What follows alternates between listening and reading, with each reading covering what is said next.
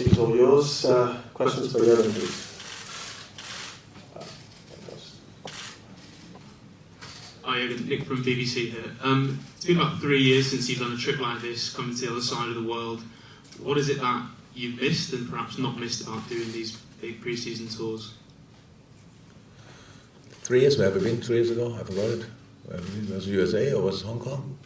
I don't know. Probably USA in the last one. So, no, these trips are really a wonderful thing. The only problem is you have to fly 14, 15 hours and you train in completely different times. Humidity is not exactly that what we are used to it. So it's good and not so good. The best thing about it is we come closer to our fan base. So that's how it is to the fan base here in Asia, especially.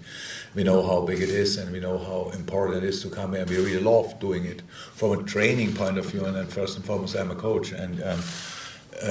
It's not my favorite thing to do because if we can go 2 weeks to Austria and train twice a day, that would be better. Here we have appearances and stuff like this, very important. And it's kind of like a pre-season is for us, for a coach, is to create situation which we hopefully don't face during the year. So like tougher situations, like you train in the middle of the night, pretty much when nobody's not ready, you train in extreme heat. Those kinds of, we will not face that in England, but it helps us anyway. So it's also from a sports point of view, is really helpful as well. But the most important thing is to come here and that the people see us, and not only on television, but live as well. We have today here, I heard now 12,000 people for the open session. For open training session, that's absolutely impressive. That's really great. The only problem we have is a little bit, sometimes the people probably think he could sign now my shirt. That's true, I could. The problem are the 500 people around, so I don't have time for 500 people. And we try to do it as often and as much as possible, but we cannot satisfy everybody's wishes. That's a problem a little bit, but I hope that the people are happy anyway. Hi Jurgen, Jay from Goal here. You used a whole host of players against United in Bangkok. I think you had about 3 different 11s on the pitch over the course of the 90 minutes. Can we expect something similar tomorrow, or are you going to use a more fixed set of players? We might change a little bit, but it will be a similar approach. Look, the thing is, do I like losing against United 4-0? No, not at all. But we cannot judge our pre-season because of one game. We have to do what we have to do, and we had obviously a longer season as United, so we had to play longer. It was the most intense season I ever experienced, so we had to give the boys as long off as possible. Means the internationals came only back 3 days before we played Man United. If I let them play now 45 or 60 minutes, then somebody has to put me in front of a court or whatever. It's like that's not possible, and we have still to take care of that. But the boys have to train hard. That's what we do in between. Not sure. Yes, there was no open session, but the session here was pretty intense, and that's exactly what we will do today again. We have to train really intense, hard, a lot, to get the players in the right physical state for the whole season. So. Pre-season games are important, but the most important games are coming up in a few weeks, and that's when we have to be ready. So, and for that, sometimes we have to suffer, and we all suffered. With 4-0 is a harsh result. We didn't like it, but it happened anyway. And now, let's see what we can do tomorrow against Crystal Palace. Yeah. Hi again. Most of our rivals are strengthening this season. How do you rate your chances this coming season? Our rivals are what? Can you just repeat that, sorry? Most of the rivals are strengthening their squad. Oh. So how do you rate your chances this That happens every year. So our chances in the specific games against our rivals, whoever it will be, I figured out we have around about 19. And I always do that. We try to do it as well. And yeah, I don't think we have our chances are worse than last year or massively better than last year. Not at all. It's just, look, we play now for a while consistently on a pretty high level. It's really difficult to do, to be honest. It's not that we just think, now we will be good again. So winning a Premier League game is the most difficult thing I've experienced in my life, and I do the job already for a while. And so that's what we try to prepare for, that we are ready for Fulham.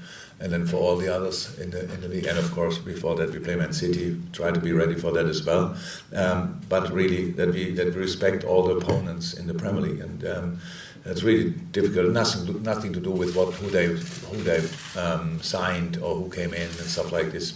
The good news is, in the end, they only can line up 11. So we have the same number, and then let's give it a go. So that's what we try. We can improve, and we have to, and we want to, and that's what we are working on. And then we could or can be again. That's our aim. This one team nobody wants to play against, and if we can be that, then we have a good chance to win some football games. Yeah. Hey Coach, Sohail from Goal here. You've been quoted in 2016 saying that you were strongly against the idea of signing individual players for around 100 million. Obviously now you've signed Nunez, a hugely exciting player for nearly 100 million euros, including add-ons. How much has the market changed in years since you first made that comment? Yeah, a lot, obviously a lot. These kind of things happen. The numbers are not right, we are telling, but it's not a problem. I know which numbers going around in the world out there. When you want to sign a striker as exciting as Darwin is, this is the market, and you have to pay the price. How I said, it's not a price you mentioned, but not a price is going around, but that's no problem. But it's, I said so many things in my life, and life caught me then later and showed me that my imagination was obviously not clear enough for how quick life can change. So that's how it is. After that, we bought a centre half for quite a decent fee. We bought a goalie for quite a decent fee. That's how it is. Our situation is always the same. We try to level it somehow. The things we invest and the things in the boys and the players we sell, that it's kind of not going out of any kind of range, and that worked so far. But I know. I heard it immediately. I forgot it obviously that I said this, but everybody reminded me on it, and I thought, oh, okay, yeah. I said worst thing in my life, which to be honest. So that's one of them. One of them. Yeah. Hi, James Pearce from The Athletic. Jurgen, can I just check, Diogo Jota obviously wasn't involved the other night. Is he back in contention for tomorrow night? Is there anyone else who won't be involved, who's carrying any knocks? Do you see it as a chance to maybe step up minutes, maybe 45 rather than 30 for a lot of the lads? Yeah, for some. So Diogo, so lucky. Yeah? So Diogo was not involved because of an injury he got in the end of the season, of his season. Trained yesterday fully, and got injured again. So that's really not cool. But we have to wait for the results yet. We had further assessment this morning, so we have to see. Ali was not 100%. Finished the session earlier, just up or during the warming up, felt something. So out there we have as well to wait. I think pretty much all the others are fine. So that's it. And yeah, some might get 45 minutes tomorrow. We have to see.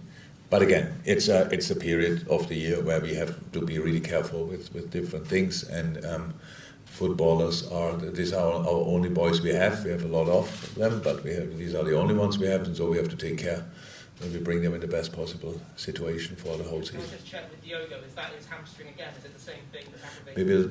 We will see. Yeah, so the same region. Yeah. So, Hi, Jurgen Cesali from the Straits Times. Welcome to Singapore. Thank you. Over the last few days, we've actually asked a lot of Liverpool fans in Singapore who they are most excited to see, who they are most looking forward to, and most of the answers have been Jurgen Klopp. Not Mo Salah, not Andy Robertson or anybody else. They should see me play once, then. How does it make you feel, and are you surprised by that? Yeah, thank you very much, first and foremost, for that. It was never my aim to be in the middle of interest in these kind of situations. I'm the biggest fan and the biggest supporter of my football team. So I admire them so much, and I think each and every single player of them would deserve to to receive the maximum love or attention, if you want. But I realize when I step out of the hotel that the noise changed slightly. And yeah, it's nice, to be honest. It's in this business. Meanwhile, it's like that because you are the manager of a really good football team, and my face is more often on the camera than probably other faces, and I don't run while the camera is at me, so people can really recognize me. And yeah, that's it. It's nice, but it was never my aim that this would happen. Yeah. Good evening, Jurgen. Irvin from Sport Plus. So, I think many fans and pundits alike have identified Liverpool's central midfield as an area that can be improved on. Obviously, you guys signed Fabio Carvalho, and you have the likes of Tyler Morton Academy coming up. But is that an area where Liverpool will be looking to strengthen in the market before it closes?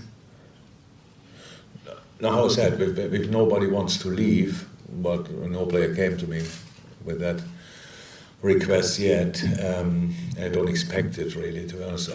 There's no need for a new midfielder. We cannot just add on midfielders. We respect the contracts with our boys as well. That means as long we sign them, they get all our support in training and between the sessions and during the games and between the games and these kind of things. And that's the situation. And we can count our midfielders. And for me, Harvey Elliott is a new signing as well after last season, how he started and all these kind of things. And then he's very young and came back brilliant, and then had a little low that's completely normal after that, being that long out. So really excited about seeing him. And if you go through the quality of the players we have is really high.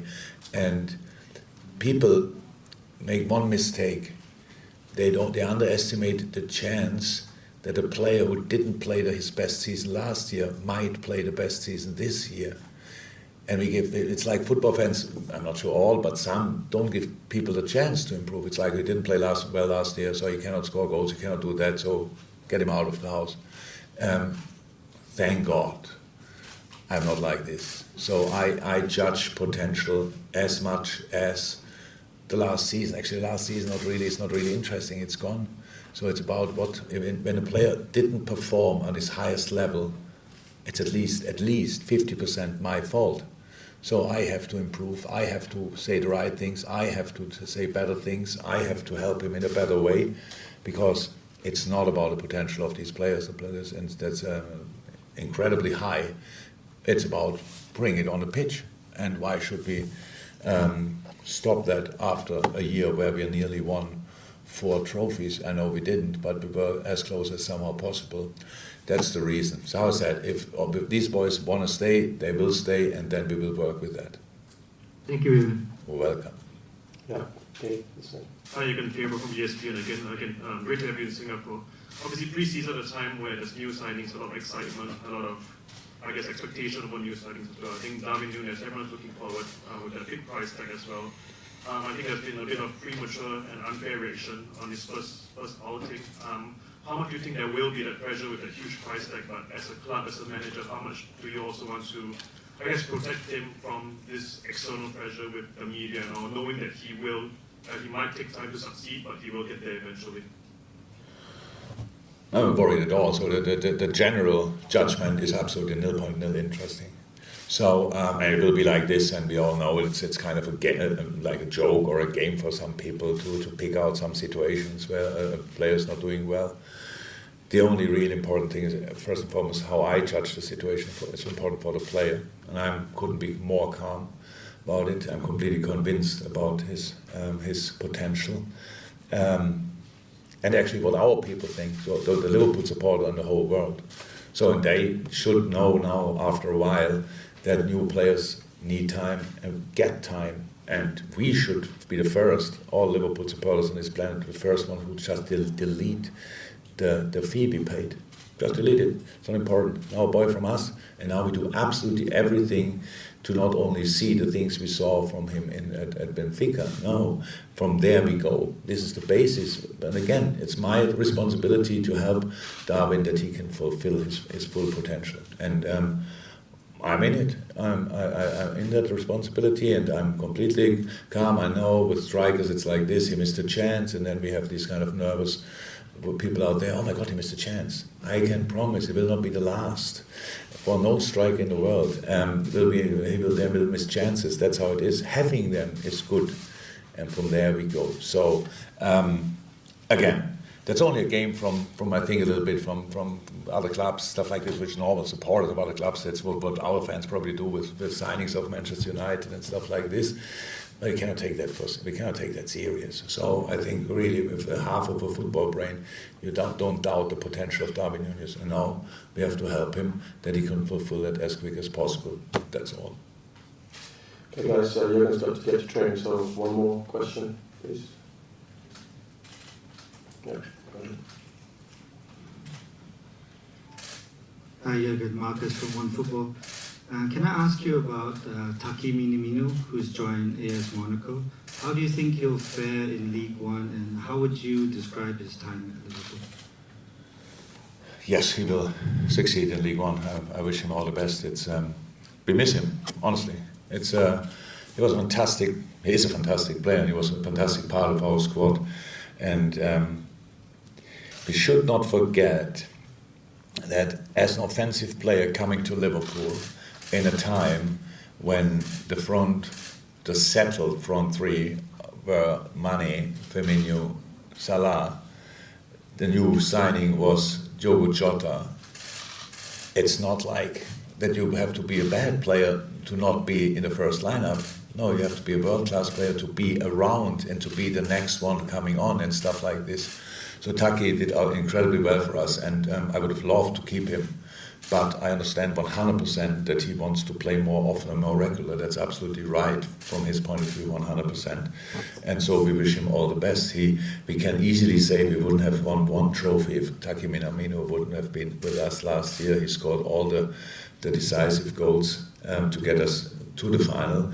So I know that he sees his time, that he enjoyed his time at Liverpool, but of course he wanted to play more, and that might make sense to move on and go to Monaco in this case, which is a super club for him. And I'm really convinced that he will do incredibly well. Jurgen, thank you very much. You're all welcome. Thank you. So, welcome. See you.